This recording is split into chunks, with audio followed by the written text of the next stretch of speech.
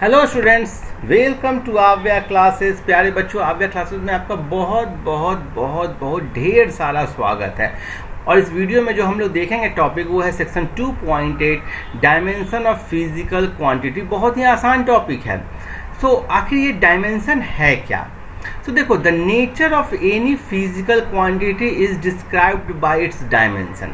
Like मैं यदि बोलूँ स्पीड, ठीक है, तो स्पीड आपको मालूम है क्या होता है, लेंथ बाय या डिस्टेंस बाय टाइम, ठीक है। इसका एक डायमेंशन हुआ लेंथ, ठीक है, और दूसरा डायमेंशन हुआ इसका टाइम। आप बेसिकली स्पीड को का जो दो डायमेंशन है वो आप उसको डायमेंशनल एनालिसिस के थ्रू जान पाओगे। अब जैसा कि आप मालूम है कि फिजिकल क्वांटिटीज़ को हम लोग सारे फिजिकल क्वांटिटी को मुझे रिप्रेजेंट करना होता है तो हम लोग किससे करते हैं, बेस यूनिट से करते हैं। और उस बेस यूनिट से हम लोग फिर डेराइव्ड यूनिट बनाते हैं, ठीक है। डेराइव्ड यूनिट मीन्स कि आप base unit and derived unit से सारे फिजिकल क्वांटिटी को आप रिप्रेजेंट करते हो। आपको डाउट है तो फर्स्ट वीडियो देखो। और बेस यूनिट कितने होते हैं? टोटल 7 बेस यूनिट्स हैं, ठीक है। और डेराइव्ड यूनिट क्या होते हैं? इसी बेस यूनिट से मिलकर बनते हैं। लाइक बेस यूनिट यदि लेंथ है तो डेराइव्ड यूनिट यहाँ पर क्या हो गया, स्पीड हो गया, वेलोसिटी हो गया। ये क्या होता है, लेंथ बाई टाइम। क्लियरली ये जो लेंथ है ये अपने आप में टाइम से इंडिपेंडेंट है, अलग है। मीन्स कि सारे बेस यूनिट इंडिपेंडेंट हैं एक दूसरे से और ये मिल करके पूरे सारे सातों डायमेंशंस को कवर करते हैं। लाइक मैं यदि बोलूं कि देखो एक्स वाई जेड एक्सिस है, ठीक है, एक्स वाई जेड एक्सिस। किसी भी पॉइंट को रिप्रेजेंट करना हो तो उसके लिए आपको कितने डायमेंशन चाहिए? 3 डायमेंशन चाहिए, एक्स वाई जेड। कभी कभी हमें टाइम भी एक 4th डायमेंशन के रूप में डालते हैं। हर पॉइंट को हम लोग 3 डायमेंशंस के वे में लिख सकते हैं। क्लियर है? ये एक्स वाई और जेड तीनों इंडिपेंडेंट हो गए, लेकिन कोई भी जो नंबर है ना वो इनके टर्म में किया जा सकता है। यही है base unit and derived unit. अब हर एक बेस यूनिट जो कि इंडिपेंडेंट है उसके क्रॉसपॉन्डिंग एक डायमेंशन होता है।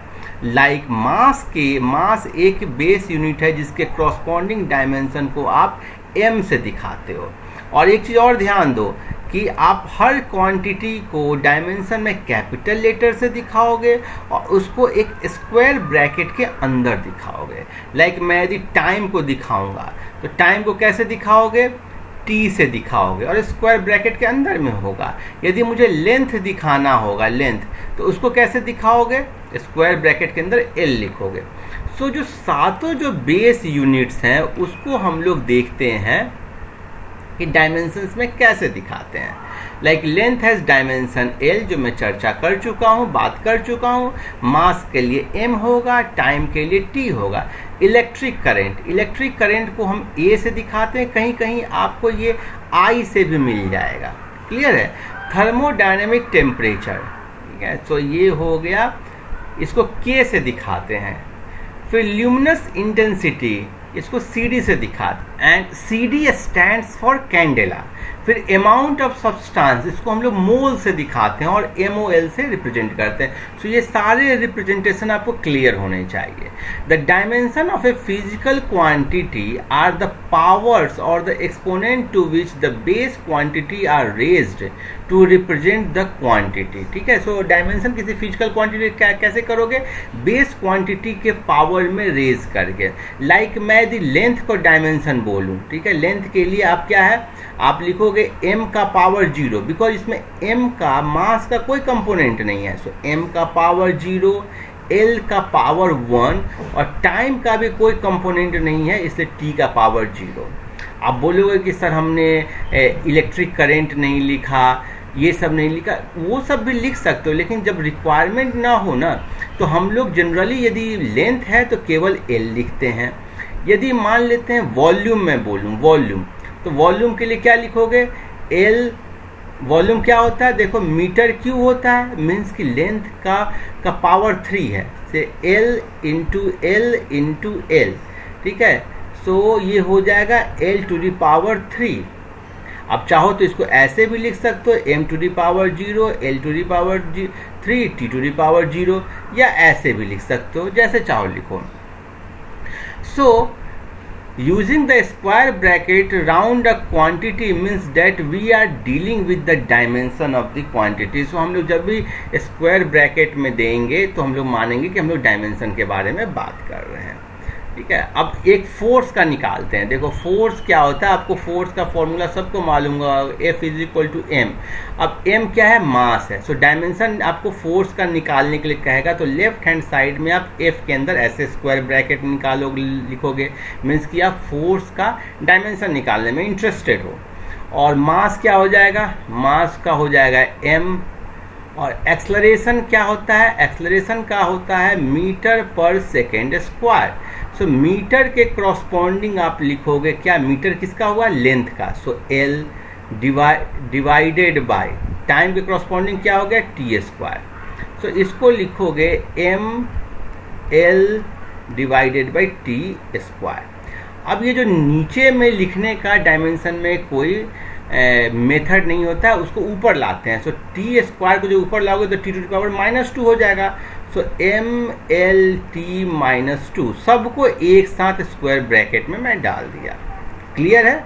आप इसको ऐसे लिखोगे m, फिर लिखोगे l, फिर लिखोगे टी टू द पावर -2, और जब सबको एक साथ लाओगे तो इसको ऐसे कर दोगे.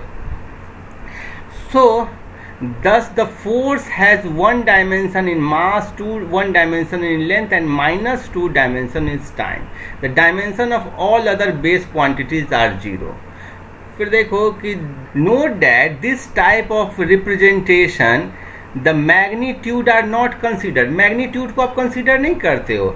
It is the quality of the type of physical quantity that इंटर्स, जो एग्जैक्टली वो किस डायमेंशन का है. ठीक है, उसमें क्या चीज का इम्पैक्ट हुआ है, मास है, लेंथ है, वो बताता है, चेंज नहीं बताएगा.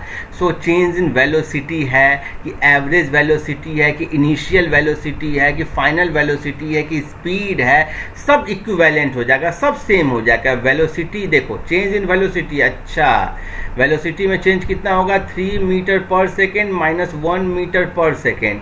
ये कितना हुआ, 2 मीटर पर सेकेंड. सो यहाँ भी मीटर पर सेकेंड है. सो एल टी -1 हो जाएगा, क्योंकि मीटर के लिए एल और टाइम के लिए टी. फिर वैसे ही इनिशियल वेलोसिटी, अच्छा इनिशियल वेलोसिटी था मीटर पर सेकेंड, तो फिर मीटर पर सेकेंड तो एल टी -1 हो जाएगा. फाइनल वेलोसिटी फिर यही हो गया मीटर पर सेकेंड, एल टी -1. स्पीड वही चीज़, वेलोसिटी वही चीज़, एवरेज वेलोसिटी वही चीज़, इंस्टेंटेनियस वेलोसिटी किसी भी तरह का वेलोसिटी किसी भी तरह का आप सोच लोगे, उसमें आपको डायमेंशन एक ही निकल के आएगा. क्लियर है. सो ये जो डायमेंशन है ना, ये आपको quality of type of physical quantity दिखाता है. सेकेंडली कोई भी जो नंबर होगा ना, जैसे सपोज करो मैं नंबर 2 बोलूँ, इसका डायमेंशन क्या होगा, इसका डायमेंशन, ये डायमेंशन लेस क्वांटिटी है. सो कोई भी नंबर होगा वो डायमेंशन लेस क्वांटिटी होगा. लाइक मैं यदि बोलूँ कि सर्किल का कोई रेडियस r दिया गया है 3 मीटर, तो इसका डायमेंशन आप क्या बोलोगे, इसका रेडियस का डायमेंशन बोलोगे L. लेकिन मैं यदि उसका बोल दिया सरकमफ्रेंस, ठीक है, तो इसका वैल्यू क्या होगा, 2 पाई r. ठीक है, तो इस केस में इसका डायमेंशन कितना हो जाएगा, इसका डायमेंशन में इसका कोई डायमेंशन नहीं लोगे, इसका कोई डायमेंशन नहीं लोगे, केवल r का डायमेंशन लोगे. सो अगेन L होगा. ऐसे भी सोचो ये भी तो लेंथ ही है, सो लेंथ का डायमेंशन फिर से L होगा. तो ये आपको यही बस आइडिया देता है. हम लोग एक इस पर ना नीट का प्रॉब्लम देख लेते हैं, बहुत अच्छा प्रॉब्लम, उसको देख लेते हैं. देखो, if the dimension of a physical quantity is given by m to the power a, l to the power b, t to the power c, then physical quantity क्या हो सकता है. ठीक है, सो फिजिकल क्वांटिटी में आपको velocity, यदि velocity होगा तो डायमेंशन वेलोसिटी का कितना होता है, वेलोसिटी होता है मीटर पर सेकेंड या फिर लेंथ पर सेकेंड. सो आप बोलोगे लेंथ के लिए कितना हो जाएगा, L होगा, और सेकेंड के लिए क्या हो जाएगा, T हो जाएगा. सो इस केस में होना चाहिए m to the power 0, L to the power 1, T to the power -1. So C का वैल्यू -1 ठीक है, B का वैल्यू 1 होना चाहिए. सो पहला ऑप्शन मेरा रॉन्ग हो गया.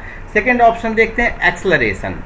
एक्सलरेशन के लिए क्या होता है formula, F is equal to ma होता है, और इसका डायमेंशन m के लिए m हो गया, एक्सलरेशन हो गया क्या, मीटर पर सेकेंड स्क्वायर।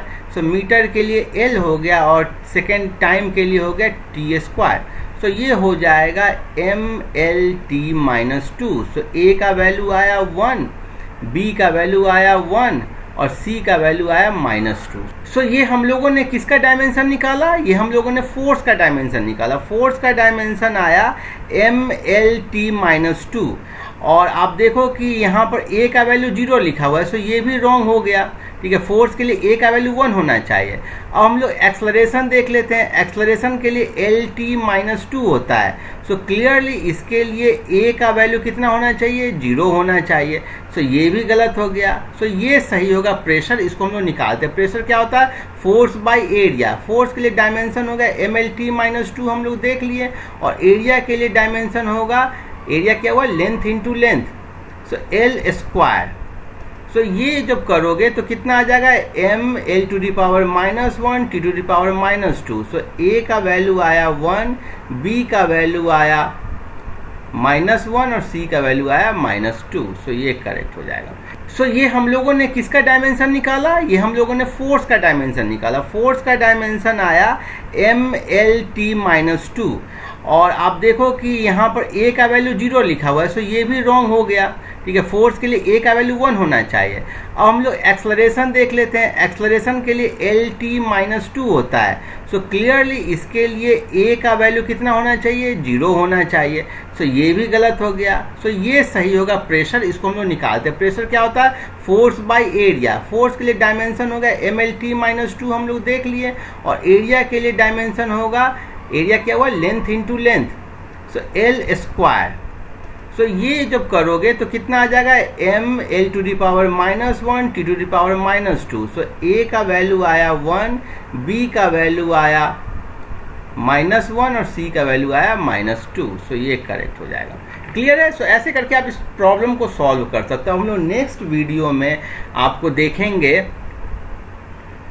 क्लियर है। अब हम लोग section number 2.9 dimensional formula and dimensional equation देखते हैं। उससे पहले मैं इसको इरेज कर देता हूं, तब आपको अच्छे से समझाता हूं। Section 2.9 dimensional formula and dimensional equation. देखो, किसी भी फार्मूला को आप कैसे डायमेंशन के फॉर्म में लिखते हो वो मैं आपको सिखा दिया हूँ। ठीक है, लाइक आपको यदि वॉल्यूम का लिखना हो तो वॉल्यूम के लिए कितना होगा, केवल लेंथ का पावर 3 होगा। So m to the power 0, l to the power 3, t to the power 0। वैसे ही यदि एक्सलेशन का लिखना होगा तो m आपको lt-2 होता है। एक्सलेशन के लिए कितना होता है, मीटर पर सेकेंड स्क्वायर। सो मीटर के लिए l कर दोगे, सेकेंड स्क्वायर के लिए t टू दी पावर 2 कर दोगे। सो lt-2 m। जनरली हम लोग जब भी मैकेनिक्स से डील करते हैं, मीन्स की मैकेनिक्स जो आपके क्लास 11th का ऐसे पार्ट 1 का पार्ट है, तो उसमें हम लोग mlt, ठीक है, सो इसी सबसे हो जाता है। सो इसको आप लिखोगे m to the power 0, l t to the power -2। वैसे ही आपको मास डेंसिटी, डेंसिटी क्या हो गया, मास बाय वॉल्यूम। वॉल्यूम क्या होता है, LQ। सो मास के लिए हो गया m और LQ और t टू दी पावर 0 हो गया, l टू दी पावर -3 हो जाएगा ना, क्योंकि नीचे से आया है। सो अब डायमेंशनल इक्वेशन क्या होता है, इक्वेशन यदि किसी फिजिकल क्वांटिटी को इक्वेट करके उसको डायमेंशनल फार्मूला के फॉर्म में लिखेंगे तो जो इक्वेशन आता है उसको हम लोग डायमेंशनल इक्वेशन कहते हैं। लाइक सारे तरफ जैसे फोर्स हो गया मास इनटू एक्सलरेशन। अब इस फोर्स का जो डायमेंशन होगा, ठीक है, वो मास के डायमेंशन और एक्सलरेशन के डायमेंशन के इक्वल है। इनफैक्ट आपको ना ये बहुत इसका इम्पॉर्टेंट यूज़ है। लाइक कोई भी यदि फॉर्मूला लिख रहे हो, लाइक एक आप एग्जांपल भी देखोगे, m पोटेंशियल एनर्जी है वो काइनेटिक एनर्जी के इक्वल होना चाहिए एनर्जी कंजर्वेशन में। जब किसी बॉल को ड्रॉप करते हैं तो डिक्रीज इन पोटेंशियल एनर्जी क्या होता है, mgh, और गेन इन काइनेटिक एनर्जी क्या होता है, 1/2 mv²। तो इसको भी आप यदि डायमेंशन के तौर पे लिखोगे, जैसे m का डायमेंशन क्या हो गया, m हो गया, g का क्या हो जाएगा, g एक्सलरेशन है, एक्सलरेशन के लिए क्या लिखते हो, lt-2, हाइट के लिए फिर l कर दिए। और इधर तरफ जो फिर से हाफ mv² का भी आप यदि डायमेंशन के फॉर्म में लिखोगे 1/2 को तो मैं स्किप कर दूंगा, वो नंबर है, तो m को m लिखेंगे और v² को वेलोसिटी हो गया LT-1 इंटू LT-1। अब इसको आप ये जो इस फॉर्मेट में लिखे ना, इसी को बोल दिया आप डायमेंशनल इक्वेशन, ठीक है। So dimensional equation are the equation which represents the dimension of a physical quantity in terms of base quantities. For example the dimensional equation of volume v, speed v and force and mass density are express as, ठीक है। सो ये देखो, ये इस वे में लिखा जा सकता है। हम लोगों ने फोर्स का निकाल करके ऊपर देखा भी है, ठीक है। फोर्स का निकाल देते हैं MLT-2। सो ये जो है ना कि आप ये डायमेंशनल के फॉर्म में लिख करके और उससे कंसिस्टेंसी चेक होता है। हम लोग अगले वीडियो में देखेंगे जब हम लोग डायमेंशनल एनालिसिस पढ़ेंगे, तो बहुत इंपॉर्टेंट है। The dimensional equation can be obtained from equation representing the relation between physical quantity.